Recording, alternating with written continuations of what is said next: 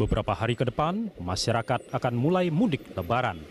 Jutaan orang melakukan perjalanan dari Jakarta menuju berbagai kota di Pulau Jawa, bahkan ke berbagai kota lain di seluruh Indonesia.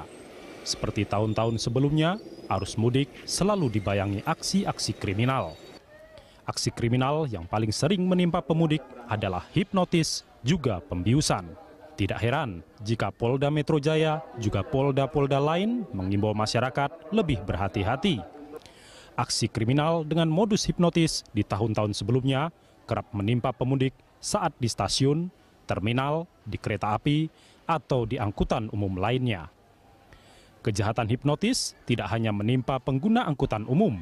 Menurut Direktur Reserse Kriminal Umum Polda Metro Jaya, Komisaris Besar Polisi Krisna Murty, komplotan kejahatan hipnotis juga mulai membidik pemudik yang menggunakan kendaraan pribadi seperti sepeda motor ataupun mobil.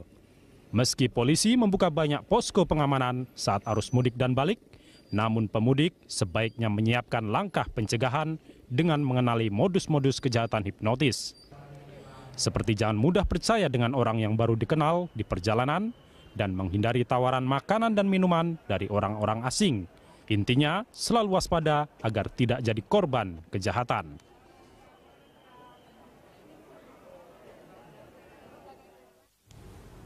Awas hipnotis saat mudik, itulah tema dialog kita pagi ini. Untuk membahasnya di studio telah hadir profesional hipnoterapis Pak Ojat Sudrajat, dan melalui sambungan telepon ada Kombes Muhammad Iqbal, Kabid Humas Polda Metro Jaya.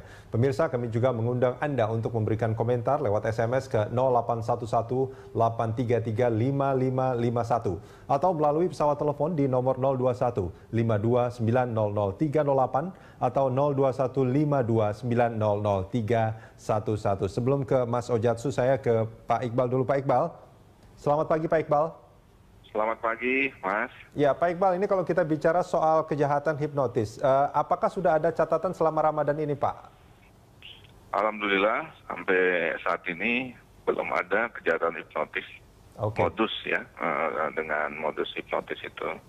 Kita sudah melakukan antisipasi sebelum Ramadan, himbauan berupa spanduk-spanduk, berupa door-to-door, dan juga melakukan peningkatan patroli pada ruang-ruang publik seperti stasiun, terminal, dan semua lokasi-lokasi yang rawan aksi-aksi hipnotis tersebut. Oke, tadi stasiun, terminal, mana lagi Pak?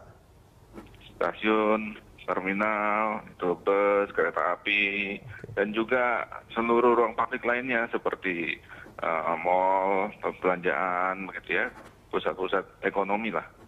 Itu menjadi lokasi-lokasi di mana biasanya kejahatan hipnotis terjadi, Pak ya?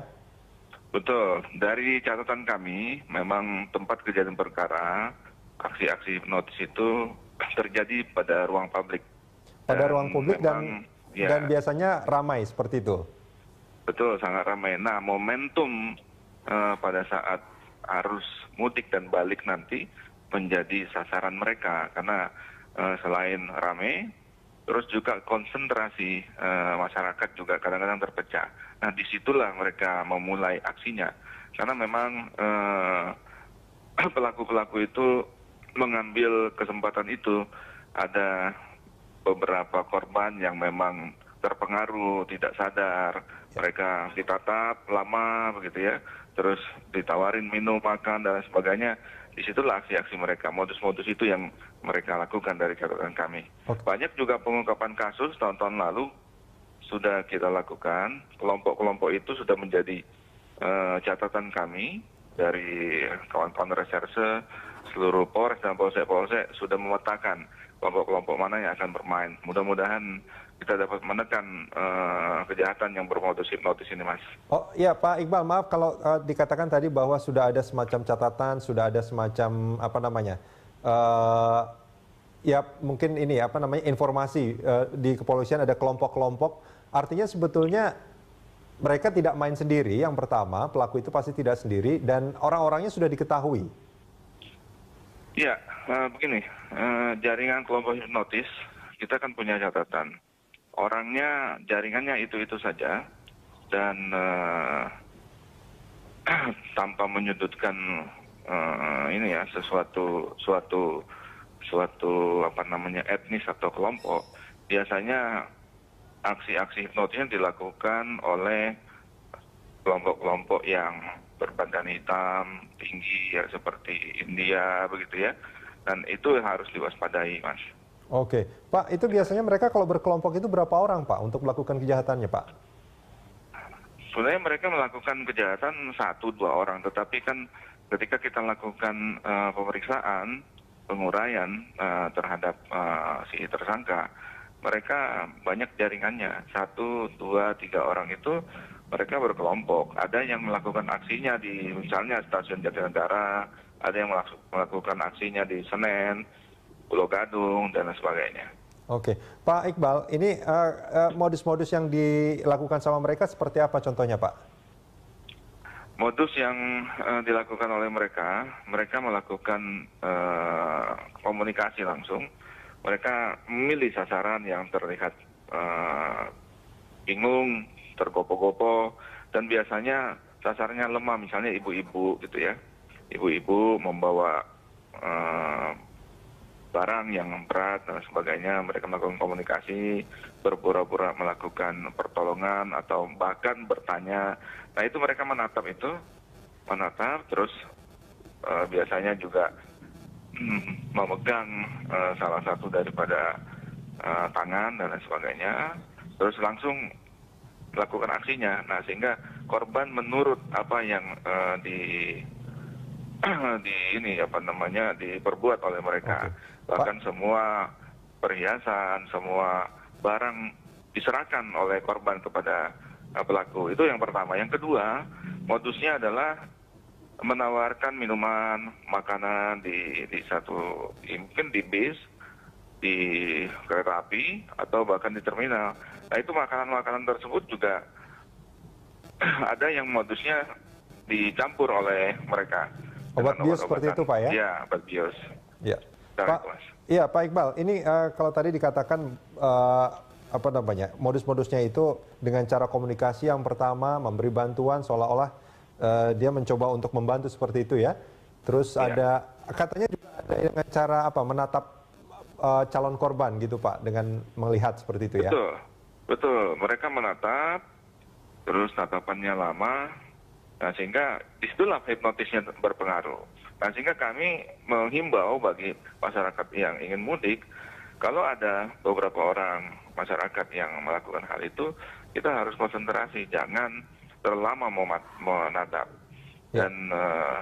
Dan himbauan ini juga kami lakukan, pemudik itu hindari kalau misalnya sendirian gitu ya. Apalagi ibu-ibu kalau bisa berdua, nah, sehingga kan satu bisa sadar, satu bisa menolong. Mayoritas kejadian tersebut menimpa pemudik yang satu, masyarakat bukan pemudik, masyarakat yang sedang melakukan kegiatan satu orang. Kalau 2 sampai 3 orang, mereka tidak akan memilih korban seperti itu. Oke, baik. Kalau dari karakter tadi yang pertama, kalau boleh saya simpulkan, pertama ibu-ibu dan biasanya dia sendiri, kemudian terlihat dalam keadaan bingung atau mungkin sedang buru-buru seperti itu ya? Betul. Membawa barang-barang yang katakanlah terlalu banyak ya, terlalu berat. Oke. Tidak efektif kalau satu orang, itu yang mereka pilih. Ada karakter lain, Pak, yang mungkin juga menjadi target korban, Pak? Selain itu juga perhiasan, terus sangat menonjol, terus alat komunikasi sangat menonjol. Maka dari itu kami selalu menghimbau kepada masyarakat untuk meniadakan kesempatan. Jadi perhiasan dan perlengkapan tidak perlu ditonjol-tonjolkan.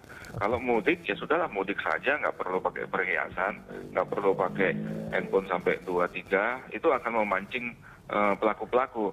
Bukan hanya hipnotis, tetapi pelaku-pelaku lain dengan modus jambret dan lain sebagainya. Baik, Pak Iqbal, ini kalau kita melihat dari catatan kejahatan hipnotis di arus mudik dan arus balik di tahun kemarin, Pak, berapa banyak sebetulnya peristiwanya? Saya tidak begitu persis, maksudnya ini kan telepon baru 20 menit, tapi langsung saya telepon tadi ke Biro Operasi. Catatan tahun yang lalu ada sekitar 7 dengan modus hipnotis di jajaran Polda Metro Jaya itu tersebar di Jakarta Raya dan sekitarnya sampai Tangerang, Depok, Bekasi. Oke, ada 7 modus Pak ya? 7 modus ya, selama arus mudik balik ya, operasi ketupat. Ya, apa yang menjadi kesulitan bagi kepolisian untuk menangkap mereka? Apakah ada kesulitan Pak? Mayoritas kita ungkap itu Mas, mayoritas kita tertangkap itu, mayoritas, dan memang ada yang belum tertangkap. Maka dari itu di awal sudah kami sebutkan, kami sudah melakukan, kita sudah melakukan mapping terhadap pelaku-pelaku dengan berbagai modus pada saat operasi ketupat nanti, bulan Ramadan ini. Pengamanan bulan Ramadan terus sampai dengan pengamanan Idul Fitri. Dengan mapping kami melakukan pola pengamanan yang tepat untuk menekan angka kejahatan, termasuk dengan modus hipnotis ini. Baik, Pak Iqbal, Pak Iqbal, kalau boleh biar masyarakat juga lebih waspada lagi. Itu biasanya akan terjadi pada berapa lama sebelum Lebaran dan berapa lama setelah Lebaran biasanya, Pak? Atau kapan saja ini bisa terjadi sebetulnya? Saya kira yang paling bijak kita melakukan himbauan kepada masyarakat. Setiap hari masyarakat harus aware terhadap kejahatan, baik bermodus lain dan lebih khusus bermodus hipnotis ini. Terutama ya pada saat minggu-minggu ini dan ke depan. Pada saat sekarang kan kita sudah melihat ada peningkatan arus keluar kota. Masyarakat sudah mulai meninggalkan Jakarta. Terlihat dari volume kendaraan Jakarta sudah mulai mengecil, gitu ya. Terus kemacetan sudah mulai berkurang, dan juga di terminal dan stasiun sudah ada, walaupun masih belum begitu signifikan. Nah, nanti mulai minggu depan itu memang volume masyarakat mudik yang menggunakan jasa kereta api, bis, dan pesawat di terminal, di stasiun dan sebagainya itu akan lebih meningkat. Nah, kami Polda Metro Jaya menghimbau kepada masyarakat, momentum inilah yang digunakan oleh pelaku-pelaku kejahatan, karena memang momentum ini paling rawan dan paling mudah dilakukan oleh mereka. Maka dari itu Polda Metro Jaya dan segenap instansi terkait maksimal melakukan pengamanan, menyampaikan himbauan dalam berbentuk spanduk dan menyebar seluruh anggota, tetapi juga masyarakat mohon partisipasinya, mohon waspadanya, kepeduliannya untuk menangkal aksi kejahatan ini semua. Pak Iqbal, terima kasih banyak sudah bersama kami di Dialog Pagi pemirsa. Dialog akan kita lanjutkan usai jeda sesaat lagi.